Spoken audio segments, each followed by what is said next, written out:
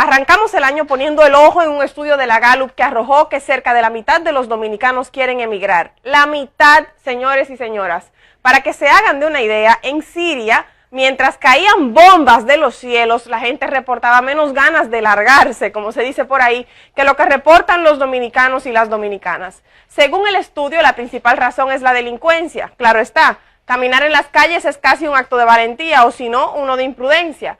Quienes tienen vehículos suben a ellos con prisa y ponen seguros de inmediato. Las mujeres andamos abrazadas de nuestras carteras. Más de una familia ha tenido que sentarse con sus hijos a explicarle que si un atracador quiere su celular, no se tarde en entregarlo porque podría perder la vida. ¿Cuántos no hemos dejado que una persona que conduce de manera abusiva siga su rumbo por miedo a que de simplemente cuestionarle saque un arma y todo termine en una desgracia? Las cifras son duras, sí, pero vivir la realidad es mucho, mucho peor.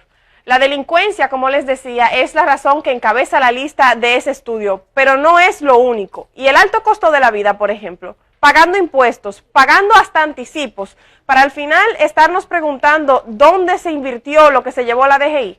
Escuelas públicas en condiciones óptimas, ¿qué va? Si estamos entre los últimos lugares en educación en algunos estudios. De las cosas más básicas de la vida es transitar, por ejemplo. Claro que la mitad del país se quiere ir, si ni eso. A pie te atracan. La condición o las condiciones, mejor dicho, del transporte público parten el alma. Y si andas manejando, no te salva nadie de que un agente de tránsito se invente una multa para cobrarte por olvidarla. No hay forma. Estamos bajo secuestro en nuestros hogares. Y ahí no es cualquier secuestro tampoco. ¿Quién se atrevería a dormir tranquilo sin ponerle más de un pestillo a la casa? Pero pagar educación privada, pagar transporte adecuado, comprar varios pestillos para la casa, poner reja o malla, implica un costo. Y en la mesa en la que se decide el salario mínimo no tiene un asiento la gente, porque ahí el poder económico y empresarial quiere ahorrarse unos pesitos y el poder político no le dice que no porque necesita sus millones para la campaña. Así el salario mínimo para quienes sí tienen trabajo, que no es todo el mundo, no rinde, no da.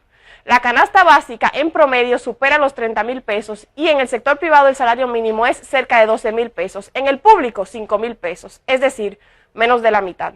¿Y cómo tener vivienda propia? Si además de los impuestos y los anticipos hay que pagar por servicios básicos, hay que tener inversor o planta porque la luz se va y cuando llega hay que pagar la cara. Y lo del agua. El agua, señor, es algo tan básico. De los hogares que sí reciben agua potable, más de la mitad se pasa más días sin recibirla que recibiéndola. Más de medio país sin agua potable, pidiendo camiones, comprando agua, llenando cubetas en pozos lejanos, bajando y subiendo lomas para buscar agua al río. Y poner un reclamo, imposible. La burocracia en República Dominicana es un verdadero impedimento para todo. Vivir en este país es una odisea.